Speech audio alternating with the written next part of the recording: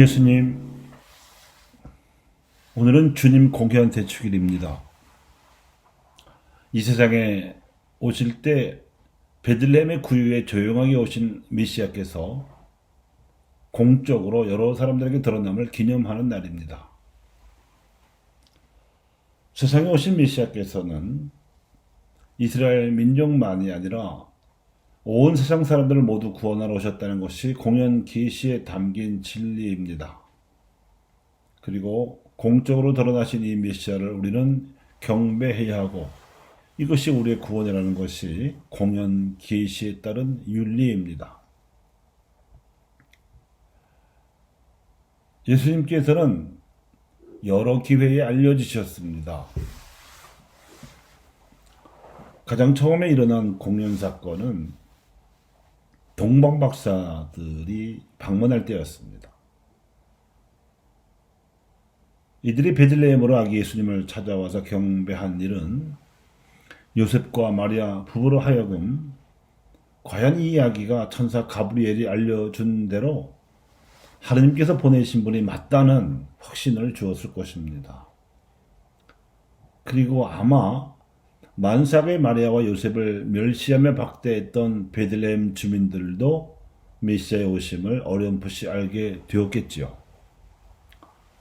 그렇지만 이 사실을 이스라엘 백성들은 아마 예수님께서 장성하신 후에는 알게 되었을 텐데, 세례자 요한에게로 가서 요르단강에서 공개적으로 세례를 받으셨을 때에는 하늘에서 울려오는 소리 덕분에 요한과 그의 제자들과 거기에 모였던 군중이 알게 되었을 것이고, 카나의 혼인잔치에서는 물을 포도주로 변화시킨 기적을 일으키신 덕분에 특히 베드로와 안드레야, 야고보와 요한 등 함께 갔던 제자들과 잔치에 왔던 손님들이 알게 되었을 것입니다.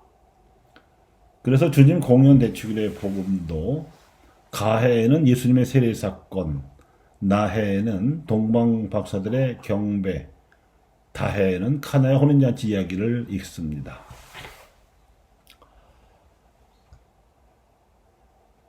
오늘 우리가 지내는 나해의 주님 공연 대축일이 전하는 메시지는 세상에 오신 메시아를 우리가 맞이하자면 경배를 드려야 한다는 숙제를 던져줍니다.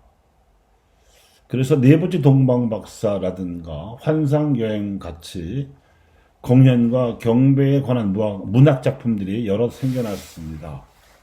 그 중에서 가장 널리 알려진 작품은 네 번째 동방박사인데, 이 작품에는 주인공 아르타반이 주님을 경배하려고 무려 30년 가까이 찾아 헤매다가 결국 실패하고 길에서 숨을 거두고 만다는 줄거리가 나옵니다. 그런데 그가 운명하는 마지막 순간에 주님께서 자신의 영혼을 받아서 안아주시는 환시를 영혼의 눈으로 봅니다. 아르타반은 그동안 주님을 만나면 예물로 드리려고 준비했던 세 개의 보물을 하필 위기에 처한 사람들에게 망설이면서도 자선으로 주어왔었는데, 주님께서는 그때마다 그 보석을 당신에게 바친 경배 예물로 잘 받으셨다고 말씀하셨고, 이 말씀을 들으면서 아르타반은 눈을 감았다는 감동적인 이야기입니다. 이 작품은 동방박사의 경배 이야기와 예수님의 최후 심판 이야기를 연결하여 구성되었습니다. 여기서 잘 표현되고 있듯이 주님의 공연과 우리의 경배는 단 한 번의 행위로서가 아니라 일생에 걸쳐서 행해야 하는 일이고, 우리의 도움과 관심을 필요로 하는 이웃들에게 주님을 경배하듯이 사랑을 베풀어야만 이루어지는 일입니다. 따라서 당연히 우리가 그분께 경배드리며 바쳐야 하는 예물도 동방박사들이 바쳤던 값비싼 보석일 필요는 없고, 그냥 우리네 삶으로 바치면 됩니다. 우리네 삶도 보석만큼이나 귀하기 때문이고, 어쩌면 보석보다 더 귀한 예물일 수도 있습니다. 보석은 값비싸고 해도 돈을 많이 주면 살 수 있는 물질에 불과하지만, 삶으로 행한 사랑은 아무리 많은 돈을 준다고 해도 살 수 없는 영이기 때문입니다. 그리하여 메시아께서 비추신 빛이 우리를 통하여 세상에 드러나게 해야 하는 경배 행위의 의미에 대해서 사도 바울은 로마인들에게 이렇게 권고한 바가 있습니다. 그러므로 형제 여러분, 여러분의 몸을 하나님 마음에 드는 거룩한 산 제물로 바치십시오. 이것이 바로 여러분이 드려야 하는 합당한 예배입니다.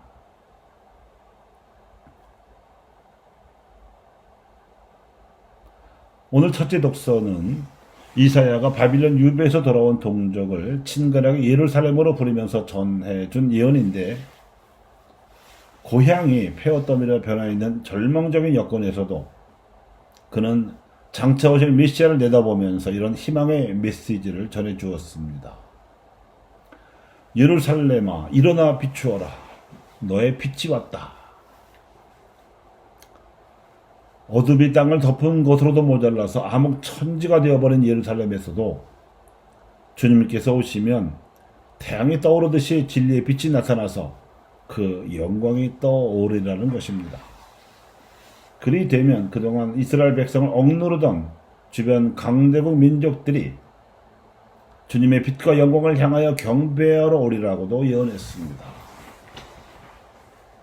그러므로 주님을 경배하러 올 민족들을 맞이하기 위해서 예루살렘은 주님께서 비추시는 정의와 평화의 빛을 받아서 반사하듯이 그들에게 비추어 줄 수 있어야 한다는 것입니다. 절망 속에서도 희망을 전하려는 이사야의 예언자적 상상력이 매우 돋보입니다. 그런데 실제로 예수님께서 하나님 나라의 복음을 선포하시러 이스라엘 백성에게 오셨는데, 유검스럽게도 아주 적은 수의 아나빔들만 그분을 알아보고 맞이했을 뿐, 대다수의 유다인들과 특히 종교 지도자들은 그분을 외면했습니다. 결국 그분을 믿었던 그 소수의 유다인들이 성령으로 다시 오신 메시아, 즉 그리스도의 교회를 세웠습니다. 그래서 이제 이 교회와 이에 속한 그리스도인들이 예루살렘이 메시아에게 드렸어야 할 경배 역할을 해야 하는 새로운 역사가 시작되었습니다. 지금은 메시아를 경배함으로써 그분의 백성이 되려는 신앙인들에게 새로운 영적 상상력이 필요해진 상황이고, 여기서 동방박사들은 풍부한 영감을 주고 있습니다.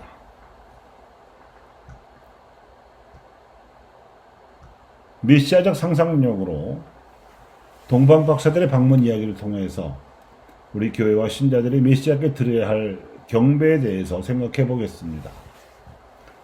박사들은 6단계를 거쳐서 메시아를 경배하였습니다. 첫째, 박사들은 하늘에서 자신들의 운명을 미리 알려주리라고 믿고 있어서 밤하늘의 별자리들을 늘 바라보고 있었습니다. 둘째, 그들은 메시아의 탄생을 알려준다고 여겨져 온 큰 별이 나타나자 이를 발견한 즉시 가진 재단을 처분하여 메시아께 드릴 예물을 마련했고, 이제껏 누려오던 익숙한 환경과 지위를 버리고 길을 떠났습니다. 셋째, 그들은 길을 떠난 지 얼마 되지 않아서 거칠고 메마른 사막을 건너느라 큰 위험을 무릅써야 했습니다. 넷째, 사막을 다 건너자 도시를 만나서 죽을 위험을 벗어났는가 했는데 그 도시의 화려한 불빛에 가려서 별을 놓쳤습니다. 다섯째, 성소의 도움으로 다시 길을 찾았습니다. 여섯째, 도시를 벗어나자 다시 나타난 별의 인도로 아기 메시아를 만났고, 그분에게 박사들은 준비한 예물을 바치며 경배하였습니다. 당시에서 별자리의 움직임으로 세상의 변화를 예측하려던 점성술은 오늘날로 말하면 천문학과 역사학과 신학을 종합한 정도의 지적 노력이었습니다. 이는 적어도 그 박사들이 하느님의 주도권을 인정할 만큼 신앙심이 있었다는 사실과 진리에 대해 지니고 있었던 경외심을 반영합니다. 그래서 오랫동안 찾고 있었던 큰 별이 나타나자 그들은 이제까지 그들이 쌓아온 명성과 차지하고 있던 사회적 지위를 버림은 물론 가진 재산을 처분하여 메시아께 바칠 예물을 마련하였습니다.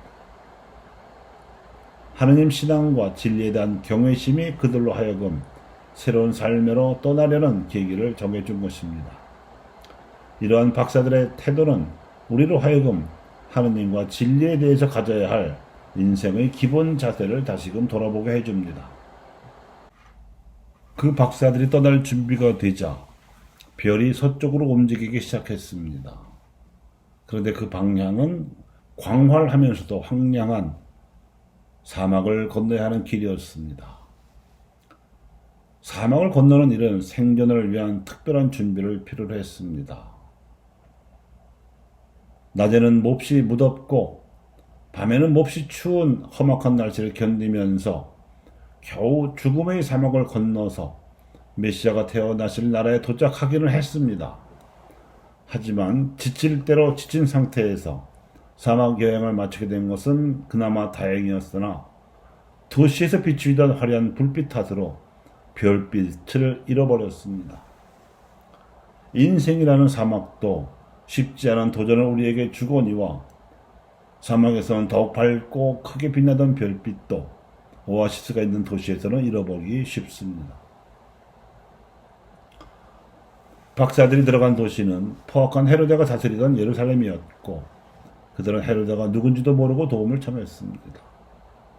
헤로데는 율법학자들의 자문을 받아 메시아께서 태어나신 곳을 베들레헴이라고 박사들에게 알려주었는데 이곳이 태어날 메시아에게는 큰 화근이 될 것도 모른 채 박사들은 다시 나타난 별의 인도로 베들레헴에 가서 메시아를 만나 경배 드렸습니다.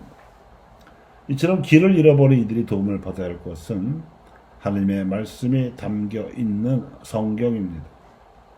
하느님의 말씀은 우리로 하여금 다시 우리 갈 길을 인도할 별빛을 찾게 해주기 때문입니다.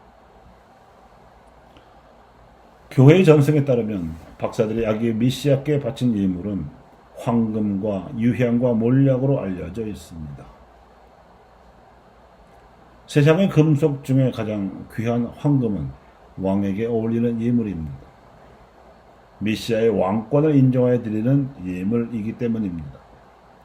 유향은 귀한 향가루로서 제사 때 씁니다. 옛적부터 고산제사 자생하는 나무의 뿌리에서 취취하여 사람들의 기도가 위로 올라가기를 염원하며 제사 때 피우는 재료였으므로 메시아의 사자적을 알아보고 드리는 예물입니다. 몰약은 시신을 썩지 않게 하는 용도로 쓰이던 귀한 향료입니다. 메시아께서 구약의 예언자들처럼 말씀을 전하시다가 박해를 받아 돌아가실 운명임을 내다보고 바친 예물입니다. 우리가 메시아께 경배를 드리며 바칠 예물은 황금과 유향과 몰약이 아니더라도 좋습니다.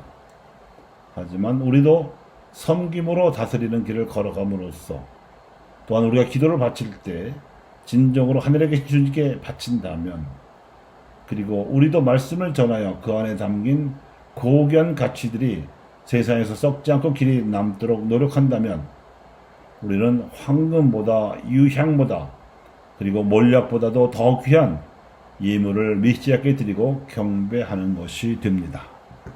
감사합니다.